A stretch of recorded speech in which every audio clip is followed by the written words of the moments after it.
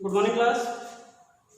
कल हम लोगों ने पढ़ा था विशिष्ट चालकता, ठीक है, विशिष्ट चालकता पढ़ा था और क्या पढ़ा था, विशिष्ट चालकता और धारा घनत्व में संबंध।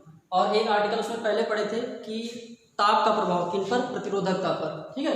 धातु पर हम लोगों ने कल पढ़ लिया था कि धातु की प्रतिरोधकता क्या होती है, ताप बढ़ाने पर धातु की प्रतिरोधकता क्या होती है, बढ़ती है। यहाँ लिख दिया, प्रतिरोधकता क्या होती है तुम्हारी, इंक्रीज होती है ना, ताप बढ़ाए जाने पर। अच्छा, जैसे बोला जाए कि देखो, इसको प्रैक्टिकली समझने का प्रयास करो, केवल डेफिनेशन नहीं आता। जैसे दो चीज़ें लिखवाई गई थी, एक प्रतिरोधकता और एक चालकता, ठीक है। ये प्रतिरोध चालकता और दूसरा विशिष्ट नहीं, एक पहला लिखवाया था प्रतिरोध और चालकता और दूसरे में बाद में लिखवाया था विशिष्ट प्रतिरोध और विशिष्ट चालकता, मतलब दो चीज़ें। बात एक ही है, देखो प्रतिरोधकता मतलब ये समझो कि रुकावट, ठीक है, और वैद्युत धारा के प्रवाह में रुकावट उत्पन्न करे। अब जैसे कहा गया है कि प्रतिरोधकता जो होती है धातुओं की प्रतिरोधकता ताप बढ़ाने पर क्या होती है, बढ़ती है। इसका मतलब क्या हुआ कि ताप बढ़ाने पर धातुओं की वैद्युत चालकता क्या होगी, घटेगी। और फॉर्मूला भी ऐसे लिखवाए थे ना, चालकता प्रतिरोधकता के समानुपाती होता है।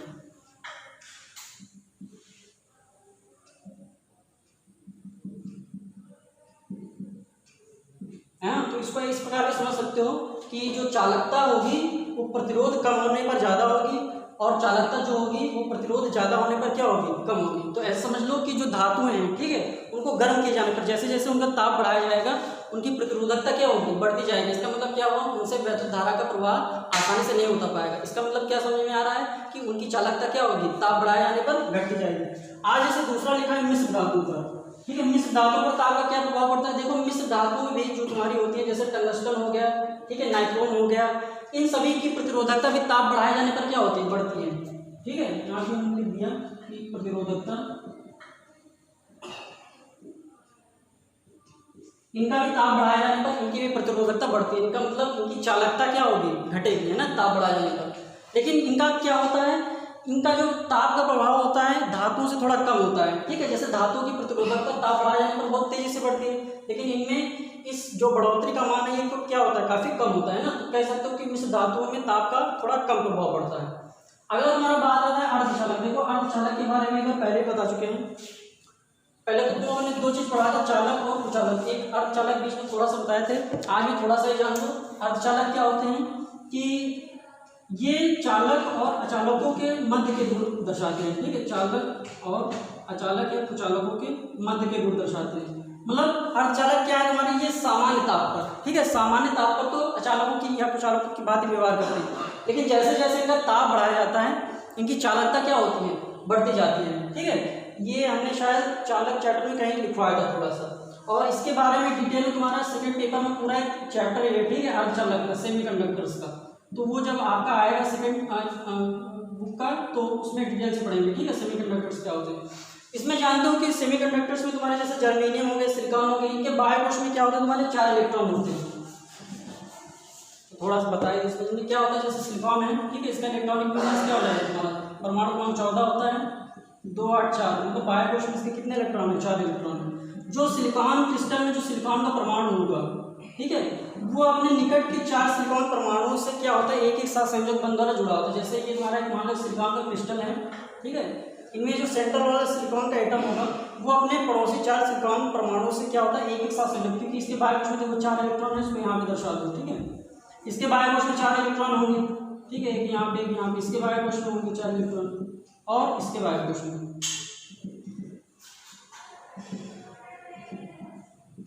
तो ये क्या होता है कि प्रत्येक अर्धचालक क्रिस्टल में सिलिकॉन और जर्मेनियम, ठीक है, इसमें क्या होता है, प्रत्येक परमाणु अपने निकटतम परमाणु से एक एक साथ संयोजक बंध द्वारा क्या होते हैं, बंधे होते हैं, ठीक है।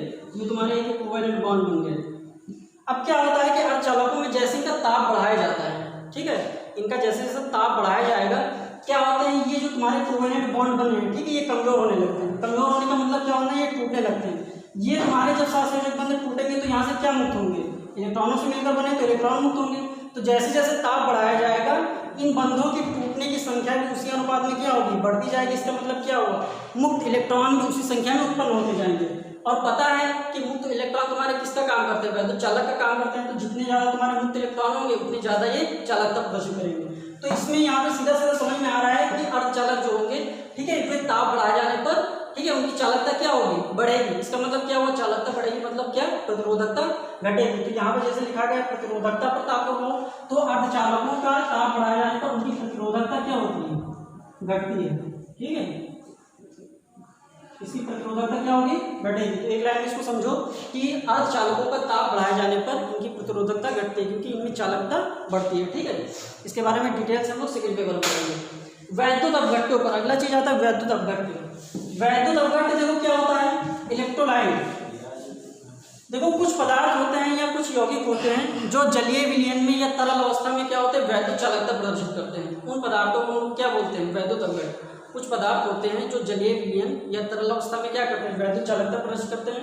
ऐसे पदार्थों को हम क्या बोलते हैं, वैद्युत अपघट्य, इलेक्ट्रोलाइट। अब वैद्युत अपघट्य में काम क्या होता है, मान लो हमने किसी वैद्युत अपघट्य को जल में घोला। ठीक है, मान लो हमने HCl, अरे HCl छोड़ो, मान लो हमने CH3COOH मतलब एसिटिक एसिड को, ठीक है, जल में घोला।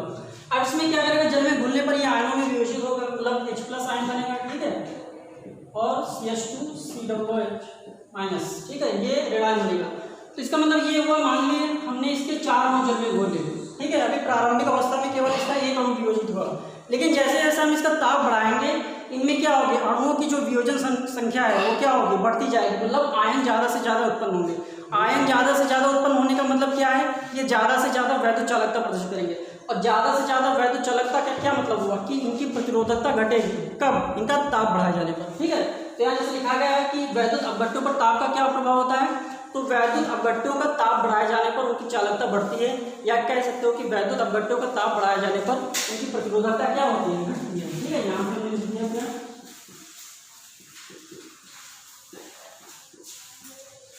प्रतिरोधकता क्या होती है, घटती है। अच्छा, बुक में एक चीज और लिखा है, बुक में एक चीज लिखा है कि जो वैद्युत अपघट्य हैं, ठीक है, ताप बढ़ाए जाने पर उनकी श्यानता कम होगी। बात वही हुई, श्यानता कम होने का क्या मतलब हुआ कि वे उनके जो अणु होंगे दूर दूर होंगे और आयनों के चलने के लिए क्या होगा, ज़्यादा स्पेस उनको प्रदान होगा। तो इसका मतलब क्या होगा, ताप बढ़ाए जाने पर ज़्यादा संख्या में आयन इधर से उधर मतलब विचरण स्वतंत्र रूप में कर सकेंगे और इसी प्रकार उनकी क्या होगी, चालकता बढ़ जाएगी। ठीक है, तो बुक में ये लिखा है कि ताप बढ़ाए जाने पर क्या होती है, वैद्युत अपघट्यों की श्यानता जो होती है वो कम हो जाती है। ठीक है, अच्छा अगला बात आता है तुम्हारा अतिचालकता, सुपर कंडक्टिविटी। ये क्या होता है, देखो कुछ पदार्थ होते हैं, ठीक है, कुछ पदार्थ होते हैं जिनका ताप कम किए जाने पर उनकी प्रतिरोधकता क्या होती है, कम होती रहती है। ठीक है, ताप कम करते जाओगे प्रतिरोधकता क्या होगी, कम होती जाएगी।